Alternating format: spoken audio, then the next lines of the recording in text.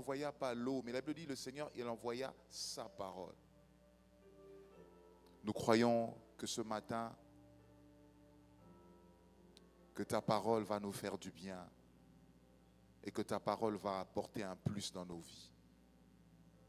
Père, laisse que la chair puisse diminuer et que l'esprit puisse prendre la place. Que les cœurs de pierre soient transformés en cœurs de chair et que l'entendement de tout un chacun soit libéré de toute obstruction. Que le voile de l'incrédulité se dissipe et que le Saint-Esprit fasse son œuvre, car la chair ne sert de rien, mais c'est l'Esprit qui vivifie. Que ton nom soit loué, que ton nom soit béni. Dans le nom puissant de Jésus, nous avons ainsi prié. Nous disons Amen. Est-ce que quelqu'un peut acclamer le Seigneur? Gloire à Dieu. Reste avec moi, pasteur. Gloire à Dieu. Amen. Est-ce que tu peux m'aider à saluer ton voisin en lui disant « Tu as bien fait d'être là ». Salue une ou deux personnes en lui disant « Tu as bien fait d'être là ». C'était un très bon choix pour toi d'être là. Alléluia. Gloire à Dieu, gloire à Dieu. Amen, amen. Je bénis le Seigneur pour le ministère de son serviteur, le pasteur Daniel Poulain. Le Seigneur l'a mis sur mon chemin et je pense que c'est une bénédiction pour moi et pour mon Église. Depuis quelques temps, je découvre son cœur, je découvre la personne qu'il est. Et je rends grâce à Dieu pour ses conseils, pour son coaching. Des fois, vous avez besoin des gens autour de vous qui vous aident à avancer. Amen. Je bénis Dieu pour cet homme merveilleux. Ce qui m'a le plus marqué un jour, on était en train de parler, il m'a dit « Pasteur, as-tu faim? Viens, on va manger au restaurant. » Il m'invite au restaurant, il paye pour moi et je mange. Je rends grâce à Dieu pour cela parce que dans les hommes de Dieu, j'ai rarement vu ça. Alléluia. Il a un cœur en or et je bénis Dieu pour cela. J'aimerais simplement vous dire que vous avez une faveur, une grâce de la part du Seigneur que d'avoir un homme de Dieu de cette trempe-là parmi vous. Alléluia. Protégez-le. Alléluia. Soutenez-le. Parce que je sais qu'au travers de lui, la bénédiction de plusieurs personnes va passer. Alléluia. Je bénis le Seigneur pour le pasteur RJ qui m'a accompagné aujourd'hui. Est-ce qu'on peut acclamer le Seigneur pour recevoir le pasteur RJ? Lève-toi, pasteur. Merci. Depuis quelques années, nous collaborons ensemble dans le ministère. Et c'est une collaboration qui vraiment est une bénédiction pour moi. Parce que vous devez savoir qu'un homme a dit que seul on va plus vite, mais quand on est ensemble, on va plus loin. Alléluia. Et je crois que quand on a des bonnes personnes autour de nous, on est capable d'aller plus loin dans les choses de Dieu. Je bénis le Seigneur pour la vie du pasteur Linda. Je bénis pour ces merveilleux chants qu'elle a fait pour nous. Est-ce qu'on peut acclamer le Seigneur pour encourager la chorale, le pasteur Linda? Gloire à Dieu, gloire à Dieu. Pasteur Luc, que Dieu te bénisse aussi. Est-ce qu'on peut acclamer le Seigneur pour le pasteur Luc? Yes. Dès le premier jour que j'ai vu cet homme, je l'ai aimé et j'ai su qu'il avait quelque chose de la part du Seigneur. Alléluia. Et je suis convaincu qu'il est une bénédiction pour cette église. Gloire soit rendue à Dieu. On peut acclamer encore. Yes. Yes, yes, yes. Ce matin, je vais aborder un sujet. Ensemble, on va parler pendant environ une demi-heure, peut-être 40 minutes, peut-être moins. Ça dépendra de la manière dont le Saint-Esprit va nous guider. Et après, on va prendre un temps de prière parce que je pense qu'après avoir écouté la parole de Dieu, il est important d'accompagner cette parole avec un moment de prière. Vous êtes d'accord avec moi? Celui qui écoute la parole de Dieu et ne prend pas le temps de prier est semblable à un homme qui a mangé un bon repas et ne prend pas le temps de digérer son repas. Amen. Hein? Et je pense que la prière nous aide à bien ingurgiter la parole que nous recevons. Pour ceux qui ne me connaissent pas, je suis pasteur Paty Bitafou. Je suis pasteur responsable de l'église Messager Paraclet à Saint-Hubert, Longueuil. C'est là où j'exerce le ministère depuis quelques années. Je suis marié, père de 4 enfants. Je rends grâce à Dieu pour la merveilleuse femme que le Seigneur m'a donnée. Elle n'est pas avec nous ce soir, ce matin, mais je sais qu'elle nous suit religieusement. Je rends grâce à Dieu pour cela. Et je crois qu'au travers de ces moments, Dieu ne manquera pas de nous bénir. Amen. Le sujet que je vais aborder ce matin est intitulé « Le redressement ». Quelqu'un dit avec moi « le redressement ». Répète-le encore une fois de plus, le redressement. Le redressement. Je vais vous proposer 2 textes bibliques que l'on va lire ensemble et après on va rentrer dans le vif du sujet afin de pouvoir écouter la parole de Dieu et écouter la pensée de Dieu ce matin. Peut-être que des fois je dirais ce soir, parce que j'ai l'habitude de prêcher le soir. Nous faisons des cultes le soir, pasteur Linda le sait, donc c'est devenu un automatisme pour moi. Comprenez-moi. Le premier texte, ça va être dans le livre d'Ecclésiaste. Ecclésiaste chapitre 1, verset 15. L'Ecclésiaste chapitre 1, verset 15. Le deuxième texte sera dans le Nouveau Testament. Nous allons faire un voyage dans Luc chapitre 13, mais je vais quand même commencer par lire le premier texte, Ecclésiaste chapitre 1, verset 15. Je lis au nom du Seigneur. Je lis au nom du Seigneur. Ce qui est courbé ne peut se redresser. Quelqu'un dit avec moi, ne peut se redresser. Et ce qui manque ne peut être compté. Je reprends la lecture. Ce qui est courbé ne peut se redresser. Et ce qui manque ne peut être compté. Amen. Deuxième texte, Luc, chapitre 13. Nous lirons le verset 10e jusqu'au verset 13e. Luc, c'est dans l'Ancien Testament. Quelqu'un dit Amen très fort. Oh là là là là là là. Je vous ai eu. Luc, c'est dans le Nouveau Testament. Luc, chapitre 13, verset 10 à 13. Vous y êtes? On y va. Le verset 10e. Jésus a enseigné dans une synagogue le jour du sabbat. Quelqu'un dit avec moi le jour du sabbat. Verset 11. Et voici, il y avait une femme possédée d'un esprit qui la rendait infirme depuis 18 ans. Elle était courbée et ne pouvait pas du tout se redresser. Retenez cela. Je reprends cette partie. Et voici, il y avait une femme possédée d'un esprit qui la rendait infirme depuis 18 ans. Quelqu'un dit avec moi 18 ans. Vous savez, des fois, la Bible met l'emphase sur le nombre d'années de souffrance. Des fois, le Seigneur insiste sur le nombre de personnes, sur des chiffres. Cela doit attirer votre attention. Pourquoi est-ce que la Bible dit que cette femme souffrait depuis 18 ans? Elle était courbée et ne pouvait pas du tout se redresser. Verset 13. Non, plutôt verset 12, excusez-moi, j'ai enjambé.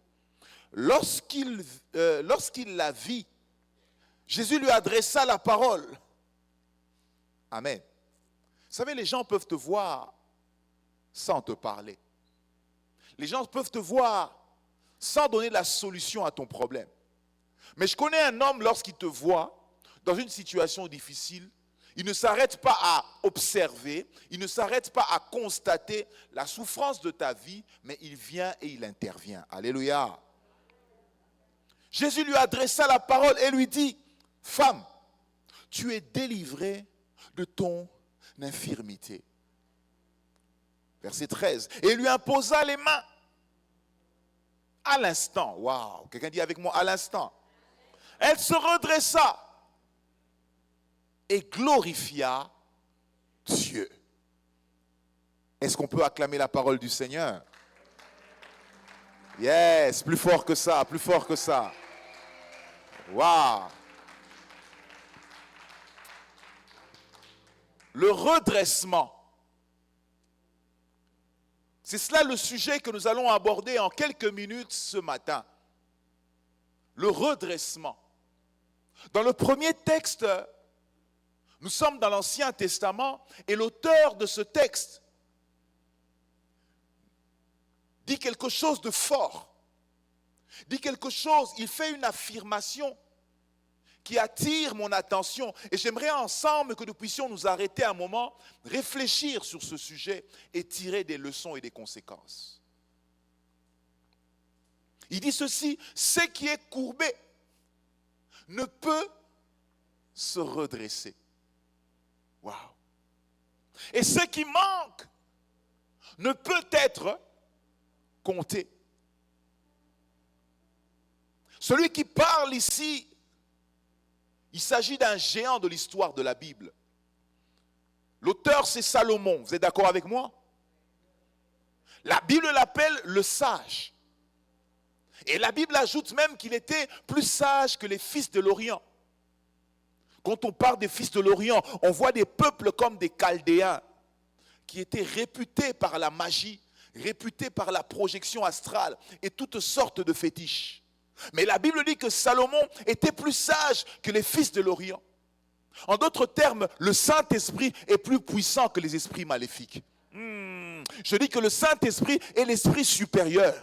Si tu as le Saint-Esprit en toi, tu es une personne éclairée. Ce n'est pas la science qui éclaire. Ce n'est pas les connaissances multiples de ce monde qui éclairent, mais c'est la lumière qui vient par le Saint-Esprit qui nous fait comprendre le chemin. Quelqu'un dit Amen à cela. Yes, tu peux applaudir, gloire à Dieu. Ce qui est courbé ne peut se redresser. Ce qui manque ne peut être compté. D'entrée de jeu, on sent de la fatalité dans ce texte. On sent quelqu'un qui est en train de dire des choses qu'il a vécues par expérience et par connaissance. Salomon avait une sagesse au point qu'il se permet de dire des choses qui sont quand même d'une dureté assez accentuée. Ce qui est courbé. Salomon a fini par comprendre avec l'expérience de la vie qu'il y a certaines choses, lorsqu'elles sont courbées, elles ne peuvent se redresser. Amen. Salomon a compris avec le temps qu'il y a certaines choses, lorsqu'il manque dans ta vie, ces choses ne peuvent être comptées. Je te pose la question ce matin. Tu es venu à Salut et Délivrance. Dieu aimerait te poser une question. Qu'est-ce qui est courbé en toi? Et qu'est-ce qui manque dans ta vie? Salomon dit, moi j'ai compris et j'ai discerné que ce qui est courbé, ce qui est terni, ce qui est magané, comme on dit chez nous ici, ne peut être restauré. J'ai vu des choses dans ma vie en tant que sage, en tant que roi, en tant qu'érudit. J'ai vu des choses qui étaient détruites et qui ne pouvaient pas être restaurées, qui ne pouvaient pas être réparées. C'est là que j'ai fini par comprendre que ce qui est courbé ne peut se redresser. Une vie qui est courbée, une vie qui est penchée, peut-elle se restabiliser? Moi, Salomon, en tout cas, je ne pense pas. Amen. Je dis que Salomon est en train de faire quelque chose de fort. Salomon est en train de dire quelque chose d'assez audacieux, une affirmation forte. Et il dit, ce qui manque. Quelqu'un dit avec moi, ce qui manque ne peut être compté. Waouh! Une bonne question pour toi ce matin. Qu'est-ce qui manque? Salomon veut nous faire croire que la joie qui manque dans nos cœurs ne peut plus être comptée. Ce manque d'amour qui a été constaté ne peut plus être compté. Ce qui a été retiré, ce qui manque. Je sais que c'est quelque chose de fort et c'est non négligeable. Pourquoi? Parce que L'on reconnaît la grandeur d'une citation ou la valeur d'une citation par la grandeur de la qualité de la personne qui dit cette citation. Vous êtes d'accord avec moi? Il y a des gens qui ont fait des citations, des paroles qui paraissent simples, mais qui sont devenues célèbres. Martin Luther King a dit un jour, I have a dream, j'ai fait un rêve. Et cette phrase est devenue célèbre dans le monde de tous ceux qui militent contre la violation des droits et ainsi de suite. Il y en a plusieurs, des phrases célèbres, non pas simplement à cause de la beauté de la phrase, mais à cause de la grandeur de la personne qui est en train de prononcer cette phrase. Alléluia. Et ici, on parle de Salomon. Salomon, oui, c'est vrai, tu me dis cela. Salomon, oui, c'est vrai, tu cites que ce qui est courbé ne peut se redresser et ce qui manque ne peut être compté. Mais lorsque je lis la Bible, je parcours quelques milliers d'années plus tard, quelques centaines d'années plus tard, j'atterris dans une histoire que nous venons de lire dans Luc. C'était un dimanche comme ce dimanche ici. Je ne sais pas s'il faisait soleil ou il faisait pluie. C'était le jour de la prière, c'est le jour du sabbat. Et il devait aller à la synagogue et la Bible dit qu'il y avait une femme qui avait le dos courbé, qui se présentait dans le temple le dos courbé. Et elle venait au culte chaque fois. Je dis à quelqu'un que les jours se suivent mais ne se ressemblent pas. Quelqu'un ne m'entend pas, je répète, les jours se suivent mais ne se ressemblent pas. J'aimerais même rajouter que chaque jour a son sens et son originalité. Aujourd'hui n'est pas hier. Ce jour est un jour spécial. Cette femme venait au culte comme d'habitude. Elle venait au culte comme par coutumance. Elle était là, elle venait. Et la Bible précise qu'elle avait le dos courbé. Waouh!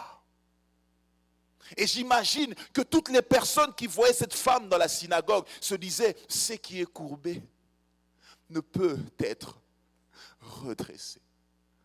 Alléluia. Je ne t'entends pas bien. Alléluia. Est-ce que quelqu'un peut acclamer le Seigneur?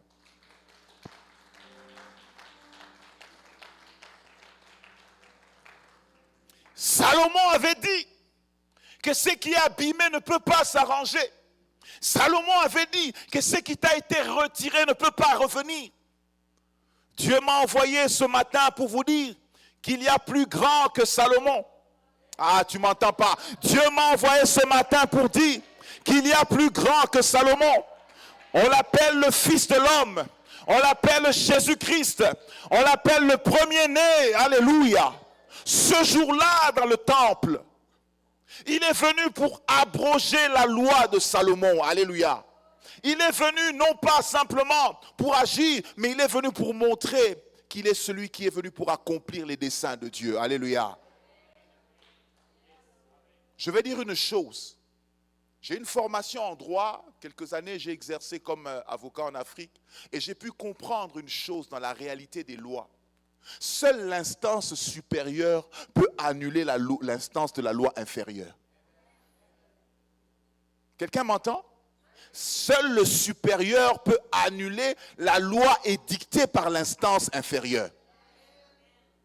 Si aujourd'hui la Cour d'appel du Canada te condamne, tu as le droit d'aller à la Cour suprême pour faire annuler cette décision-là. Quelqu'un est d'accord avec moi?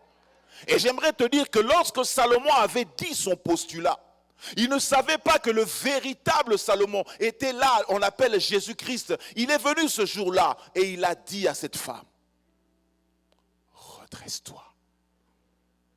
Alléluia. Redresse-toi. Les gens étaient comme choqués. Les gens se posaient la question, mais qu'est-ce qui se passe? Nous savons tous que ce qui est courbé ne peut se redresser. Ce qui manque ne peut être compté. Mais comment ce monsieur a-t-il l'audace de dire à cette femme, redresse-toi? Parce qu'il est plus grand que Salomon. Je suis venu dire à quelqu'un ce matin que Jésus est plus grand que ton problème. Je suis venu dire à quelqu'un ce matin que Jésus a vaincu la mort. Je suis venu dire à quelqu'un ce matin, si tu crois, les choses peuvent changer. Tu m'entends pas? Je suis venu dire à quelqu'un ce matin que Jésus est capable de redresser ce qui est courbé. Je suis venu dire à quelqu'un ce matin que ce qui manque avec Jésus, Jésus peut le restaurer au nom de Jésus. Si tu es d'accord, dis Amen et acclame le Seigneur.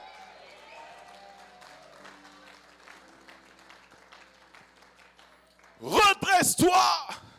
Et la Bible déclare qu'en un instant, elle se redressa.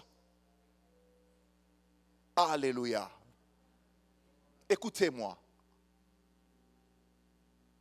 Il y a des gens qui nous accompagnent dans notre souffrance sans pouvoir intervenir. Amen. Il y a des gens qui nous observent dans nos douleurs sans pouvoir y apporter la solution. Voilà pourquoi la meilleure solution dans ta vie, la meilleure situation que tu peux apporter dans ta vie, c'est d'éviter de t'appuyer sur les hommes, espérant que les hommes peuvent changer ta situation. Ils n'ont que l'information, mais ils sont incapables de te soutenir. Et pire encore, ils mettent même des commentaires sur ta souffrance. Pire encore, ils se permettent même de te juger pendant le temps de souffrance. Et ils disent certainement que tu n'as pas assez prié. Certainement qu'elle a dû commettre un péché grave et Dieu l'a frappé. Je te pose la question, qui es-tu pour dire à ton frère que Dieu l'a frappé? Alléluia. Dis avec moi que personne ne me juge.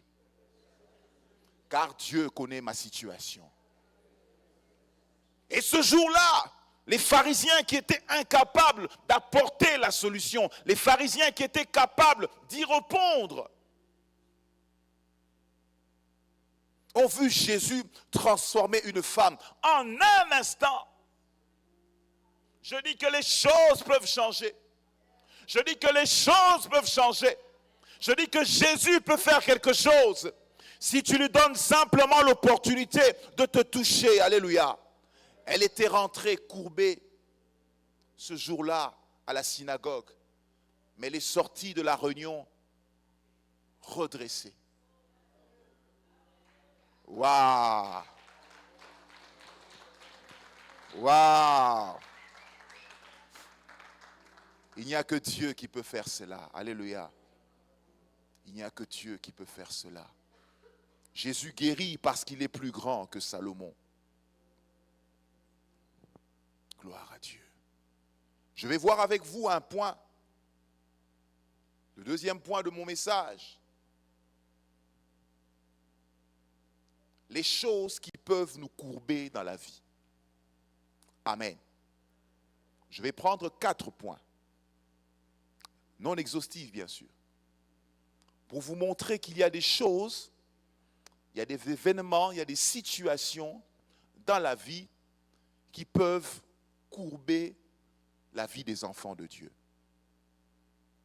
Amen. Premièrement, notez avec moi le passé. Quelqu'un dit avec moi le passé. Écoutez-moi.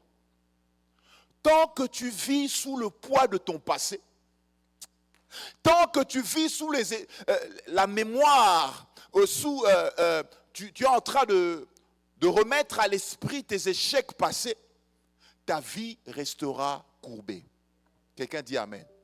Dans Ésaïe chapitre 43, verset 18, la Bible dit « Ne considérez plus les événements passés, ne regardez plus ce qui est ancien, car je vais faire une chose nouvelle sur le point d'arriver. » Alléluia. Dieu m'a dit ce matin de dire à quelqu'un, débarrasse-toi de ton passé. Dieu m'a dit de dire à quelqu'un ce matin, ne vis pas sous le poids de tes échecs passés, de ce que tu as fait hier, parce que Dieu n'est pas un archiviste. Dieu, lorsqu'il veut te bénir, il n'est pas obligé d'aller conserver ou de consulter les archives de ton passé. Quand Dieu te bénit, il efface ton passé. Alléluia. Quelqu'un acclame le Seigneur avec moi.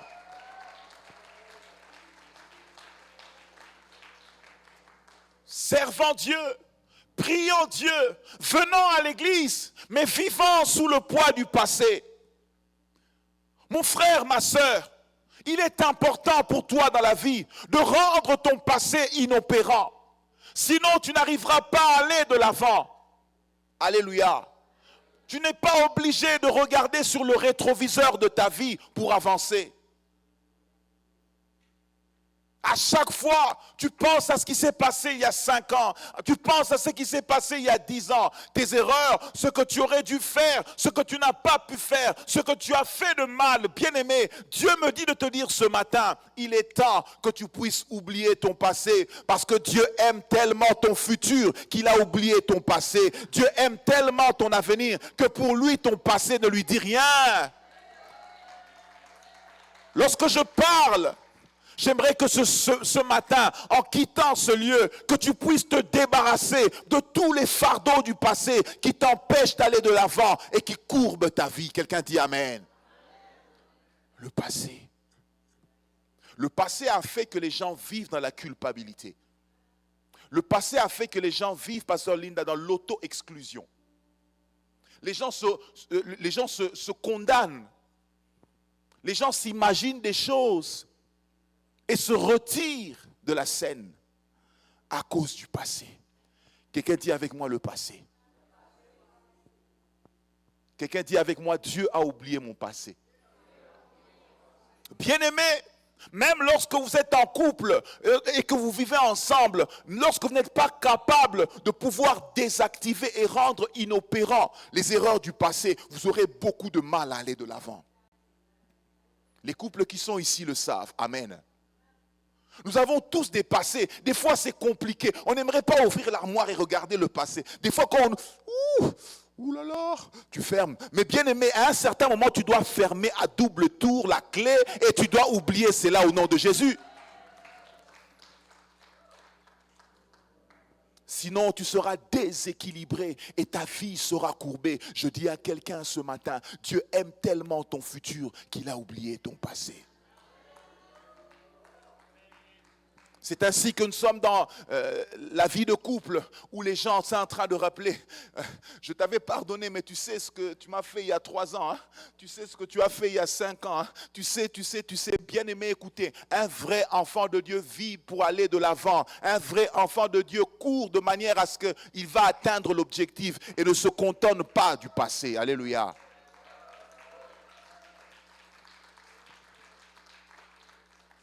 Ce qui est courbé, peut-il se redresser? Voilà que le passé est en train de courber la vie des gens. Quelqu'un dit Amen. Deuxième chose qui peut entraîner, deuxième chose qui peut courber la vie de quelqu'un, c'est le manque de pardon. Ouais, je sais que là, il n'y a pas trop d'amen, c'est vrai. Le manque de pardon. Pasteur, un jour, une sœur est venue me dire, tu me dis pardon, c'est parce que ce qu'on m'a fait, on ne t'a pas fait ça. Tu ne sais pas combien ça fait mal. C'est facile de tenir un micro et de dire pardonne. J'ai dit non, pardonne. Je ne peux que te dire pardonne. Parce que celui qui pardonne, pardonne à son avantage. Le manque de pardon est un fardeau. Le manque de pardon est en train de ronger la vie des enfants de Dieu. Écoutez-moi, tant que tu refuseras de pardonner, ta vie sera emprisonnée et enchaînée sous la haine. Mais lorsque tu pardonnes, c'est comme si tu lâches prise. Et tu deviens libre au nom de Jésus. Je te dis ce matin, pardonne au nom de Jésus. Je déclare ce matin que Dieu te donne le pardon, que Dieu te donne la force de pardonner. Car le Saint-Esprit, lorsqu'il entre dans notre vie, nous rend capables de pouvoir pardonner. Le manque de pardon développe des maladies en nous. Je sais qu'il y a des gens très expérimentés ici, peut-être dans les sciences médicales, qui peuvent mieux expliquer cela que moi. Je n'aimerais pas entrer dans ce terrain-là parce que je n'ai pas les compétences. Mais ce que je sais en tant que pasteur, j'ai vu des gens souffrir simplement par manque de pardon. Je dis à quelqu'un, pardonne. Tu as été trahi, pardonne. Tu as été blessé, pardonne. Waouh! Ce n'est pas facile. Pasteur Paty, ce n'est pas facile. Pasteur, tu le dis parce que tu ne l'as pas vécu. Ce qu'on m'a fait durant mon enfance, tu n'as pas vécu cela. On m'a volé ce qu'il y avait de plus précieux dans ma vie. Et j'avais dit dans ma vie que je ne pardonnerai jamais cette personne. Laisse-moi te dire qu'il y a une puissance derrière le pardon. Voilà pourquoi Samson pouvait dire un jour que de ceux qui mangent peut sortir ceux qui se mangent. Du lion est sorti le miel. De ton pardon peut sortir quelque chose d'extraordinaire. En 2025, tu dois lâcher des gens dans ton cœur. Libère-les, laisse-les partir. Remets-toi à Dieu. La Bible dit, à moi la vengeance et à moi la rétribution. Ce n'est pas à toi de te venger. Imagine-toi que Joseph avait gardé la rancœur vers ses frères et le jour où il est devenu Premier ministre, il avait l'opportunité de les mettre en prison, dans les chaînes, même de les faire décapiter parce qu'il avait le dernier mot sur eux. Et j'ai suivi un prédicateur qui a prêché un jour sur un thème qui a touché mon attention, les larmes de Joseph. Vous lisez toute la Bible, l'histoire de Joseph, vous ne verrez en aucun cas là où Joseph avait coulé les larmes. Même dans le puits, la Bible ne dit pas que Joseph pleura. Même en prison, la Bible ne dit pas que Joseph pleura. Mais le seul endroit où la Bible dit que Joseph pleura, c'est quand il pardonna à ses frères. C'est là où tu comprends la puissance qui est cachée derrière cette action. En fait, lorsqu'il était en train de pardonner, il était en train de lâcher quelque chose qu'il a rongé toute sa vie. Vendu à 17 ans. Livré par ses propres frères. Et on le sait, que les personnes qui nous font le plus mal, ce sont les personnes qui sont le plus à côté de nous. Vous êtes d'accord avec moi? Les personnes sur lesquelles on compte le plus. C'est cela la complexité du pardon. Une personne lointaine peut te blesser. Tu vas moins en souffrir qu'une personne qui est proche de toi. Quelqu'un est d'accord avec moi? Le pardon peut courber la vie de quelqu'un. Troisième point, qu'est-ce qui peut courber la vie d'un homme? Les mauvaises paroles. Quelqu'un dit avec moi les mauvaises paroles. Écoutez-moi, les mauvaises paroles sont comme des flèches. Les mauvaises paroles sont comme des gourdins, sont comme des coups de marteau, Pasteur Luc. Une mauvaise parole peut briser ta vie pendant 20 ans. Ne méprisez pas la puissance de la parole. Le monde n'a pas été créé par des molécules. Le monde n'a pas été créé par du matériel. La Bible dit que Dieu dit. Écoutez-moi, ce que vous dites peut créer l'environnement qui est autour de vous. Quand je parle des mauvaises paroles, je parle des paroles qui ont été prononcées contre vous et des paroles qui ont été prononcées par vous-même. Amen. Parce que tout en étant enfant de Dieu, il y a des enfants de Dieu qui apprennent à se maudire. Oh, moi, je suis fichu. Oh, moi, je mourrai. Oh, moi, je suis sûr que ma vie est... Hein? Quelqu'un peut me souffler une parole? Pardon? Ma vie est perdue.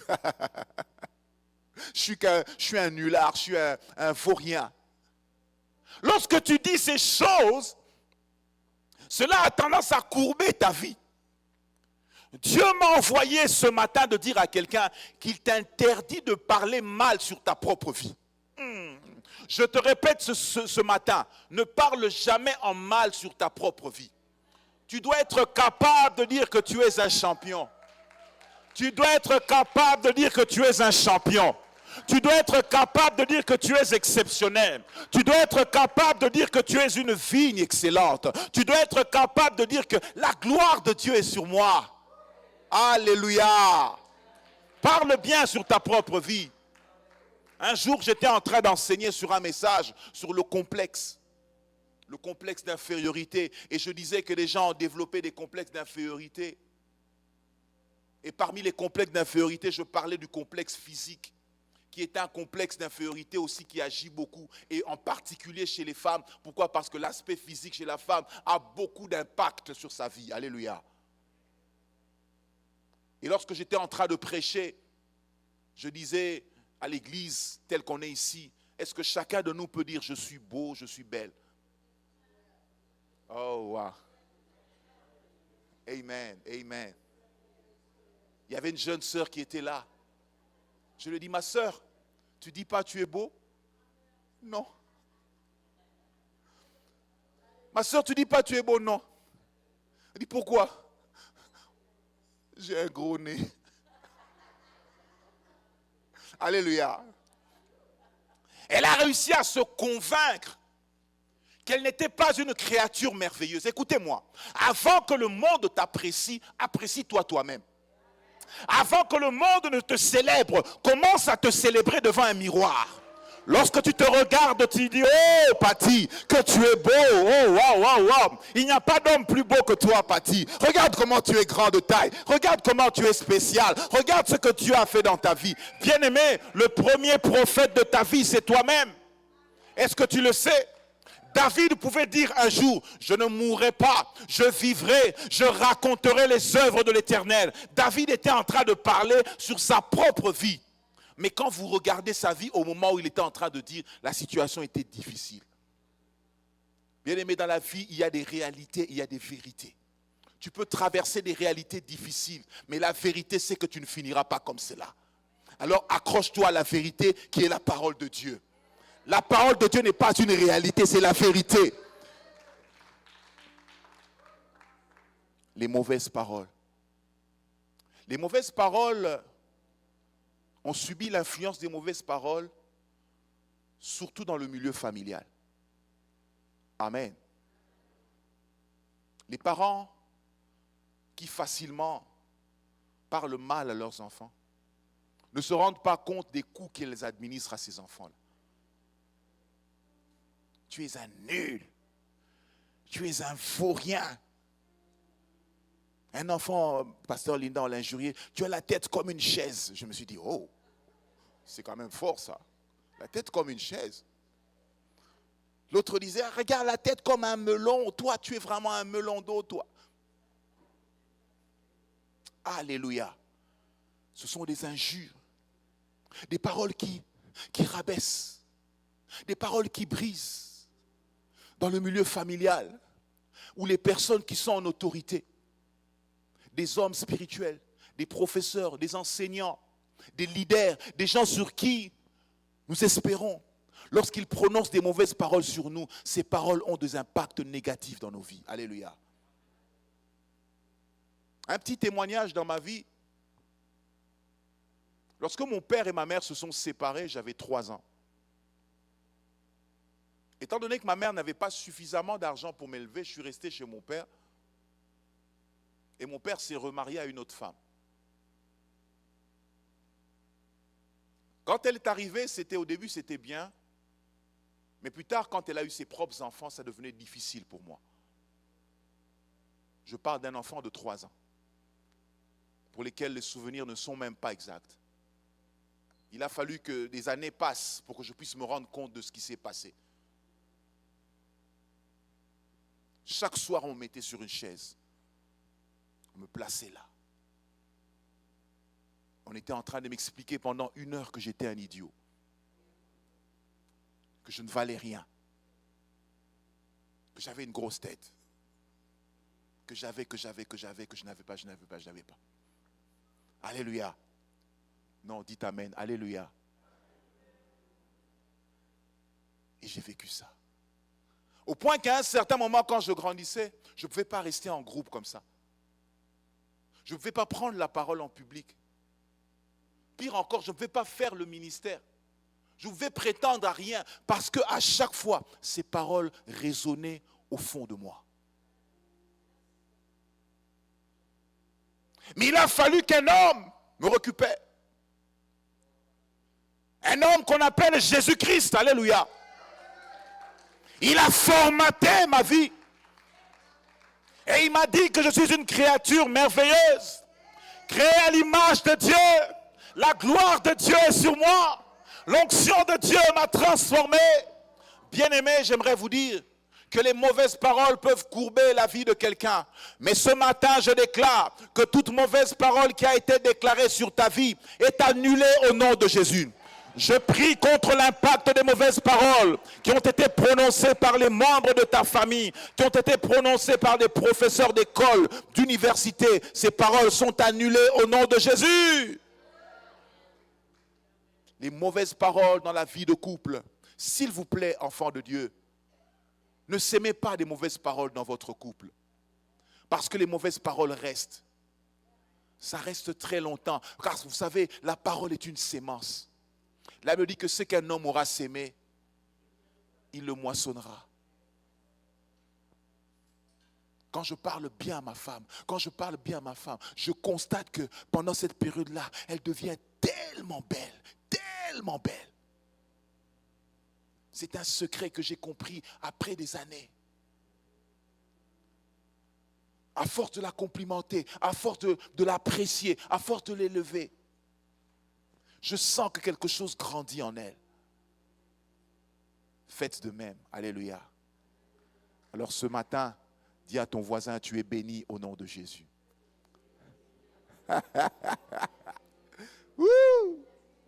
Tu es béni au nom de Jésus. J'ai vu quelqu'un l'accompagner avec un bisou. Gloire à Dieu, gloire à Dieu. Dernière chose qui peut courber la vie d'un homme, le péché. Alléluia. Que dire du péché? Il n'y a pas de péché d'Afrique. Il n'y a pas de péché d'Europe. Il n'y a pas de péché du Canada ou d'Amérique. Le péché reste le péché. J'ai vu des gens servir Dieu avec zèle, avec engagement en Afrique. Et une fois qu'ils sont arrivés ici au Canada, m'ont expliqué, non, pasteur, tu sais, là, c'était la mentalité de l'Afrique. Ici, en fait, là, on est au Canada. Il faut pas être démodé parce que le diable est démodé. Ici, les choses sont un peu plus modernes. Écoutez-moi. Le péché détruit la vie de l'homme. Amen. Vous n'imaginez pas ce que ça peut faire. C'est quelque chose de succulent qui peut se présenter au-devant de toi, mais à l'intérieur, il y a la mort. Tout ce que nous vivons comme calamité aujourd'hui, c'est le péché d'Adam et d'Ève. Ils n'ont pas réalisé l'impact de leurs gestes. Ils ne savaient pas qu'en posant tel geste, ils allaient s'éloigner de Dieu. Ce matin, répands-toi, donne ta vie à Jésus. Ce matin, si tu vis dans le péché, repens-toi, donne ta vie à Jésus. Si tu vis dans une position, je ne vais pas commencer à énumérer les sortes de péchés, mais vous devez savoir que quiconque pêche subit d'abord le jugement de son propre cœur. On appelle la voix intérieure. Cette voix qui te dit, c'est pas bien ce que tu fais. Sortir avec cette femme, c'est pas bien ce que tu fais. Vivre comme ça, c'est pas bien. Toi, tu es un enfant de Dieu. Cette petite voix qui parle. Ce matin, tu dois te soumettre à cette voix afin que ta vie ne soit pas courbée. Alléluia. Toi qui fais le service ici à l'église, toi qui sers Dieu, je ne sais pas dans quel département, dans quelle structure, regarde aussi ta conduite. Parce que vous devez savoir, Dieu ne se préoccupe pas de notre service plus que notre relation avec lui. Ce qui est plus important pour Dieu, c'est notre relation d'abord. Nous avons tendance à mettre à l'avant le service et à mettre en second plan la relation. Servir à l'église, nettoyer l'église ne fait pas de toi un enfant de Dieu. Venir en premier au culte, donner une grosse offrande, ne fait pas de toi un enfant de Dieu. Mais ce qui fait de toi un enfant de Dieu, c'est le fait d'avoir abandonné ton péché et d'avoir donné ta vie à Christ.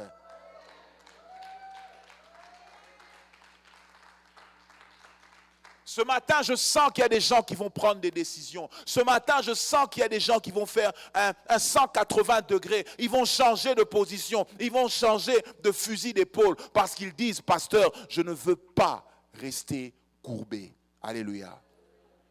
Gloire à Dieu. Dernier point.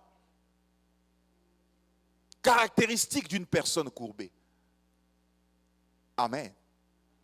Caractéristique d'une personne courbée. Dites avec moi caractéristique. Comment on peut discerner, comment on peut voir et observer qu'est-ce qui arrive quand une personne est courbée. Mon jeune frère, viens. Je vais illustrer quelque chose avec toi. Viens, mon frère. Est-ce qu'on peut acclamer le Seigneur pour l'encourager? Yes. Ça va? Comment tu t'appelles? Alexis. Alexis, que Dieu te bénisse, Alexis. Je t'aime beaucoup. Bien-aimé, la Bible dit que la femme était courbée pendant 18 ans. Et parmi les choses que l'on observe lorsqu'une personne est courbée, nous allons voir cela et vous allez comprendre ce qui se passe. Alléluia. Approche-toi de moi, Alexis, s'il te plaît. Sois un peu courbé. Amen. Qu'est-ce que le pasteur Linda est en train de faire maintenant? Tu es capable de voir ça? Non, parce que tu es courbé. Alléluia. La première des choses qui arrive lorsqu'une personne est courbée, elle manque la vision. Quelqu'un dit avec moi la vision. Répète encore la vision. Lorsque ta vie est courbée, tu n'es pas capable de voir ce qui est devant de toi. Écoutez-moi, la vision, c'est le moteur de la vie. La vision, c'est le carburant de la vie. Tu n'as pas besoin forcément d'avoir l'argent, mais la première des choses, c'est d'abord d'avoir la vision. Parce que la vision te formate. La vision fait que tu t'attaches à des gens et que tu te détaches à des gens. La vision fait que tu fais des sacrifices. Tu es capable d'aller à l'université parce que tu as des visions sans que personne te pousse. Je prie ce matin que Dieu donne la vision à quelqu'un. Je déclare ce matin que ta vision soit claire au nom de Jésus. Attention, tu risques d'avoir mal au dos. Redresse-toi un moment. On va réessayer encore après un moment. Tu restes avec moi quelques secondes. Yes, il s'est redressé, yes. La vision vient du grec optika, c'est-à-dire une projection future de ta vie. Je te pose la question ce matin, que dis-tu de toi-même? Il est important en tant qu'enfant de Dieu d'avoir une vision. La vision spirituelle de sa vie, la vision sur sa famille, la vision sur ses ambitions. Et une chose arrive quand quelqu'un accepte le Seigneur. Le Seigneur lui donne le Saint-Esprit et le Seigneur lui donne une nouvelle vision. Tu commences à voir les choses non pas comme le monde le voit, mais tu vois les choses selon Dieu. Je prie ce matin que la vision des possibilités vienne dans ta vie. Je prie ce matin que la vision de la grandeur, je parle de la vision de la grandeur, elle va augmenter dans ta vie au nom de Jésus. Un homme a dit, ce que tu peux voir, c'est ce que tu vas avoir.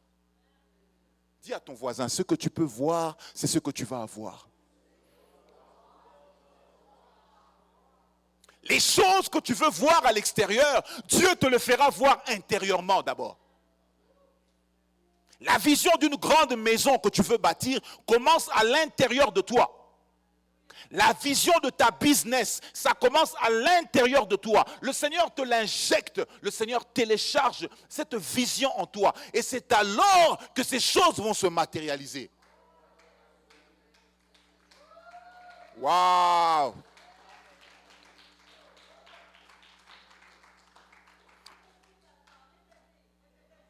Yes, je vais répéter.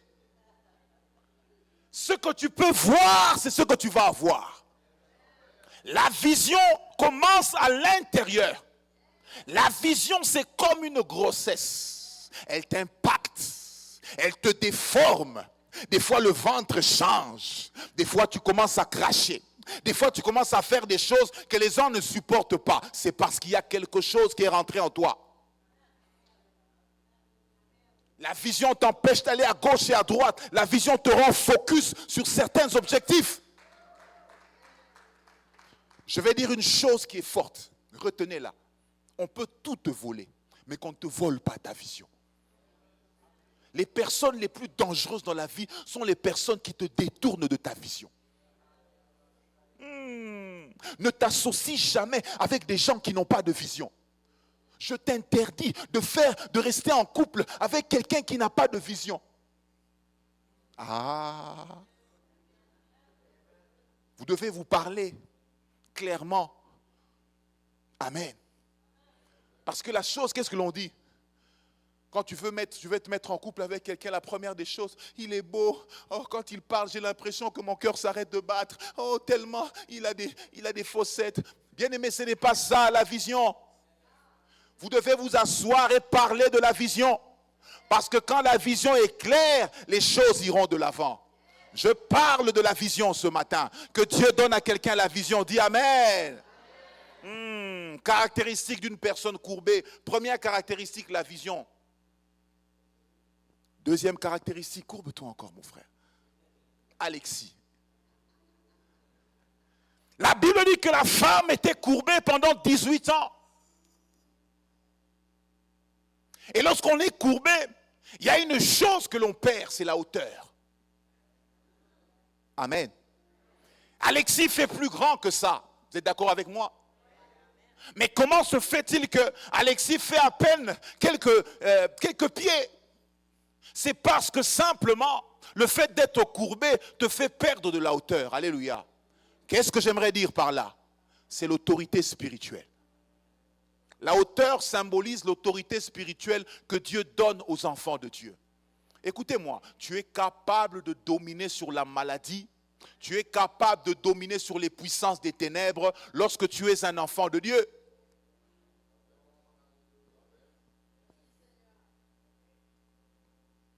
Vous imaginez un enfant de Dieu reste la nuit dans sa chambre. Il entend un chat sur son plafond. Miaou, miaou. Il prend son téléphone. Pasteur, je crois qu'il y a un sorcier qui est rentré chez moi. Pasteur, priez pour moi. Où est ton autorité spirituelle? Ce n'est pas à toi d'avoir peur des ennemis, mais c'est à toi de faire peur aux ennemis. C'est à toi de dominer. Alléluia.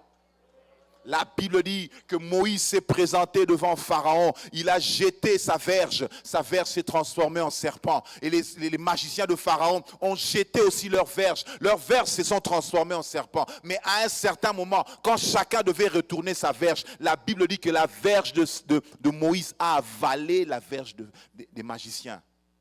Pour vous dire que Dieu est au-dessus des ténèbres. Pour vous dire que Dieu est au-dessus des ténèbres. Acclamons le Seigneur notre Dieu.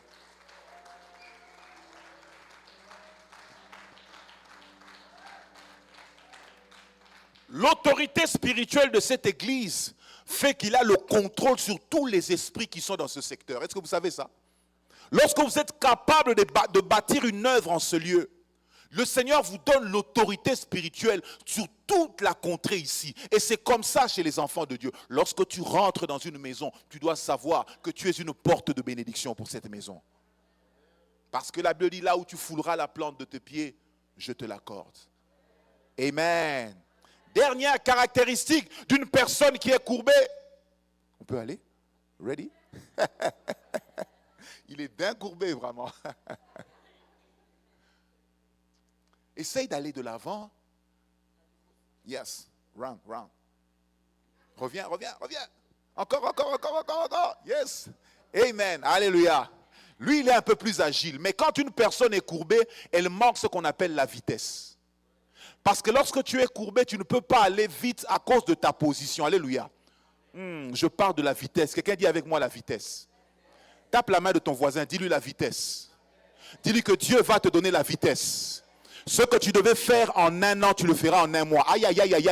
Je parle de la vitesse, de l'accélération. L'apôtre Paul dit, je cours de manière à remporter le prix. Lorsque tu es un enfant de Dieu, le Seigneur accélère ta bénédiction. Le Seigneur accélère ta vie. Le Seigneur ne crée pas des embourbements dans ta vie, mais le Seigneur t'accorde de la vitesse. Est-ce qu'on peut acclamer le Seigneur par rapport à cela? Merci Alexis. Je parle de la vitesse. Ce n'est pas parce que les gens ont fait 10 ans pour recevoir telle chose que tu feras 10 ans. Lorsque Dieu te donne l'accélération, en une année, le Seigneur peut te donner ce que les gens ont reçu en 10 ans. En un mois, le Seigneur peut te donner ce que les gens ont reçu après des années. Parce que le Seigneur est avec nous et le Seigneur nous accélère. La Bible dit dans Ecclésiaste chapitre 9, verset 11, la course n'est point au plus agile, ni le pain au sage, ni la vision au sage, mais tout dépend de temps et des circonstances. Je vais terminer en disant que Dieu n'est jamais en retard. Toi qui as l'impression que tu fais du surplace, Pasteur, j'ai 40 ans déjà, j'ai 50 ans. Pasteur, regarde, je suis au soir de ma vie. Écoutez-moi, avec Dieu, on n'a pas de retard. Le Seigneur est capable de te donner en une année ce que tu as cherché durant toute ta vie. Le Seigneur est capable de pouvoir accélérer les choses dans ta vie. Parce que lorsque Dieu te redresse, il accorde la vitesse. Lorsque Dieu te redresse, il accorde la hauteur. Lorsque Dieu te redresse, il accorde la vision. Est-ce que quelqu'un peut acclamer le Seigneur? Yes! Yes! Est-ce qu'on peut acclamer le Seigneur? Nous te rendons gloire et honneur. Nous élevons nos mains pour t'adorer et t'élever toi seul. Nous te rendons gloire. Nous te rendons gloire et honneur. Et honneur. Chante avec moi, Pasteur Luc. Lèvons-nous, s'il vous plaît. Nous sommes à la fin. C'est le moment du redressement. Seigneur, tu fais des miracles. Nul n'est comparable à toi.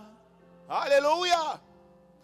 Nul n'est comparable à toi. Tu es Dieu. Seigneur, tu fais des miracles. Nul n'est comparable à toi. Nul n'est comparable à toi. Nul n'est comparable à toi. C'est le temps du redressement. Lève tes mains. Si tu le crois que Dieu peut te redresser, dis-le lui ce matin. Seigneur, redresse-moi. Gloire à Dieu, gloire à Dieu. J'ai prêché en des termes simples, mais je crois que le Saint-Esprit a parlé dans ton cœur et que le Seigneur veut te redresser ce matin. Si tu es d'accord avec moi, élève ta voix. Commence à dire, Seigneur, redresse-moi. Yes. Je le sens dans mon cœur que je peux prier pour certaines personnes. Tu veux prier avec moi pour le redressement, tu peux t'avancer ici ensemble. On va prier parce que la Bible dit que la prière du juste a une grande efficacité. Si tu es là, viens, viens, on va prier. Que Dieu te bénisse. Que Dieu te bénisse. Oui, viens, n'hésite pas. Car tu es Dieu. Yes, come on, please. Nul n'est comparable à toi. Nul n'est comparable à toi. Comparable à toi. Car tu es Dieu.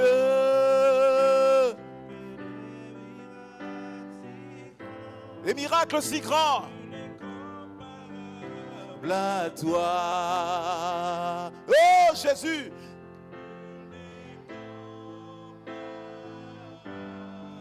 À toi. C'est le temps du redressement. Toi qui es venu devant ici. Une seule parole dans ta bouche. Seigneur, redresse-moi. Je ne veux pas être courbé au nom de Jésus. Je veux que ma vie soit redressée. Saint-Esprit, fais un travail de redressement dans ma vie. Mariakos. Gloire à Dieu. Alors que le pasteur Linda va faire ce chant, je sens que tu peux nous faire ce chant, pasteur. Et à un moment, nous allons dire une prière pour nos bien-aimés, pour le redressement au nom de Jésus. Alléluia. Je sens qu'il y a certaines personnes en ce lieu qui souffrent de manque de pardon. Je sens que tu dois pardonner. Dieu te dit ce matin, pardonne. Pardonne et tu te sentiras libre. Gloire à Dieu, gloire à Dieu. Tu fais des miracles si grands. Alors que le pasteur chante, continue à dire redresse-moi. Jésus. Nul n'est comparable à toi, car tu es grand. Tu es grand. Tu fais des miracles si grands. Nul n'est comparable à toi. Nul n'est comparable à toi. Nul n'est comparable à toi. Nul n'est comparable. Je vais prier. À toi. Seigneur, redresse ta servante au nom de Jésus. Redresse-la au nom de Jésus. Qu'elle ne soit plus courbée. Pasteur Ergi, associe-toi à moi, on va prier pour les frères. Au nom de Jésus, que la main de Dieu se manifeste encore. Que le Saint-Esprit fasse un travail de profondeur. Sois redressé au nom de Jésus. Sois redressé, sois redressé. Tu as assez pleuré. Dieu m'a dit de te dire, tu as assez pleuré. C'est le temps de ton redressement. Au nom puissant de Jésus. Tout le monde verra ton redressement et bénira le Seigneur pour cela. Au nom de Jésus. Le temps de ton redressement est arrivé. Le temps de ton redressement est arrivé. Je déclare ce matin, le temps de ton redressement est arrivé. Reçois-le, reçois-le, reçois-le. Rabashayamaka, Rekayandalabos. Que la gloire te soit rendue. Seigneur, je prie maintenant que le temps du redressement arrive dans la vie de ma sœur. Que la gloire de Dieu se manifeste. Essuie les larmes, essuie les larmes, essuie les larmes. Que tout le monde voie et c'est là au nom de Jésus. Que la gloire de Dieu se manifeste encore. Yes, yes, yes, yes. 1, 2, 3, 4. In the name of Jesus. Receive it, receive it. Yes, my God. Gorabasha. Marikaso. Rikandalabosha yabababa. Soyez redressés. Soyez redressés. Je vois des blessures être guéries. Je vois des blessures être guéries maintenant au nom de Jésus. Au nom de Jésus. Amen. Que la gloire de Dieu se manifeste dans ta vie et que tu sois redressé au nom de Jésus. Que le nom du Seigneur se manifeste dans ta vie. Que la gloire de Dieu se manifeste. Si grand. Waouh, je vois une étoile briller sur ton front. Je vois une étoile briller sur ton front. La gloire de Dieu est sur toi. Je vois le Seigneur bander tes blessures. Waouh. Je vois beaucoup de trahison autour de toi. Mais le Seigneur te dit qu'il te rendra plus fort qu'hier. Il te rendra plus forte qu'hier. Au nom de Jésus, par le Saint-Esprit, je le déclare maintenant, que ce qui a été courbé dans sa vie soit redressé. Ce qui a été courbé dans sa vie soit redressé. Au nom de Jésus, par le Saint-Esprit. Yes. Au nom de Jésus, que le Seigneur te redresse et que la gloire de Dieu se manifeste en toi. Qu'il essuie tes larmes. Au nom de Jésus. Amen. Au nom de Jésus, au nom de Jésus. Souviens-toi de ta servante. Essuie ses larmes. Redresse sa tête. Et que le monde le voie.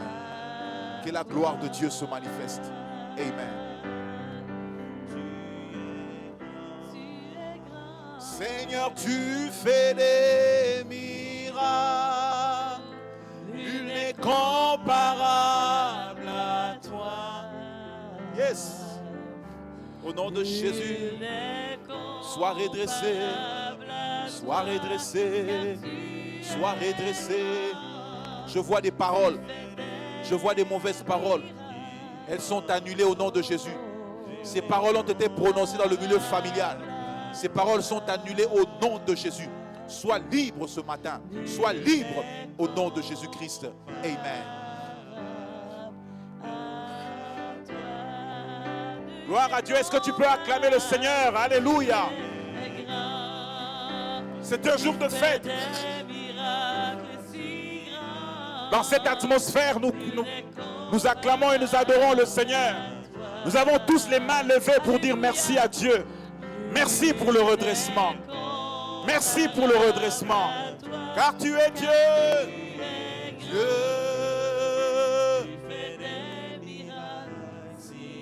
Il fait des miracles si grands. Nul n'est comparable à toi. Nul n'est comparable à toi.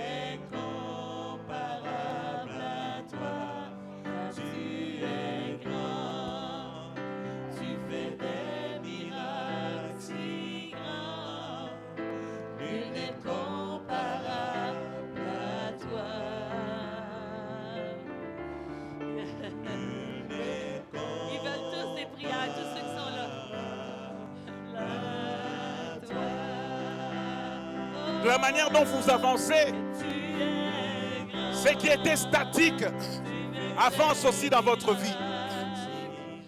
Levez vos mains, s'il vous plaît. Comparable. S'il y a des gens de même famille ici, tenez-vous la main dans la main. Si vous êtes en couple, tenez-vous la main dans la main. Waouh! Une forte lumière en ce lieu. Je vois une forte lumière en ce lieu. Le plan de l'ennemi dans ta vie ne se réalisera jamais. Depuis ton enfance, il t'a dit que tu le serviras. Et Dieu savait que tu serais pour lui quelqu'un de mis à part. Même si le diable a cherché à te briser, je déclare ce matin que le Seigneur te redresse à jamais.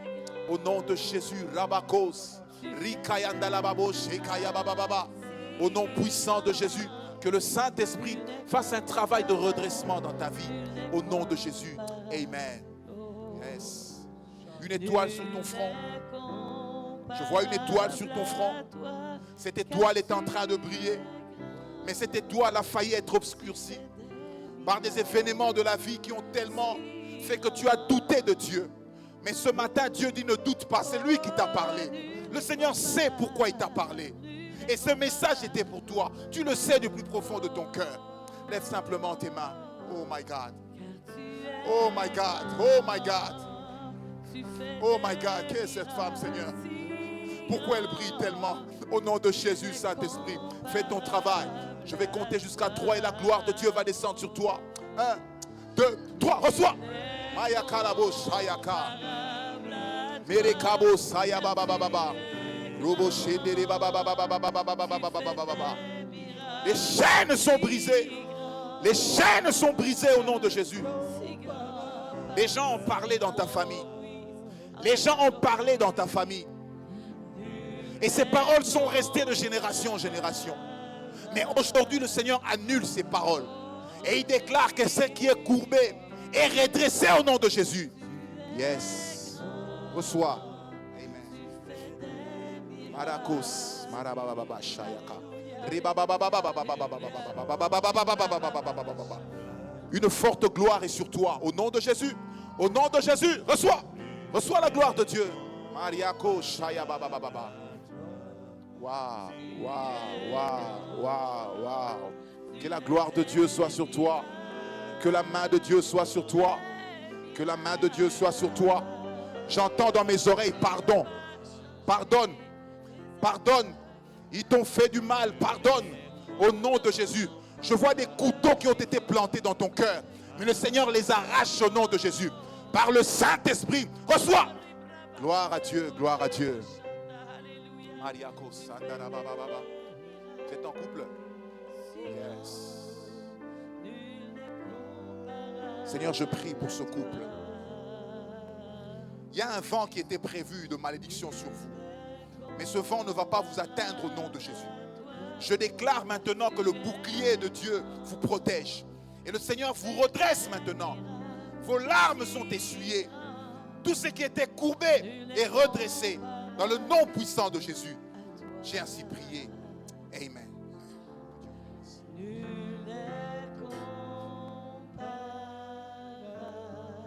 La toi. Somebody clap your hands. Somebody shout hallelujah.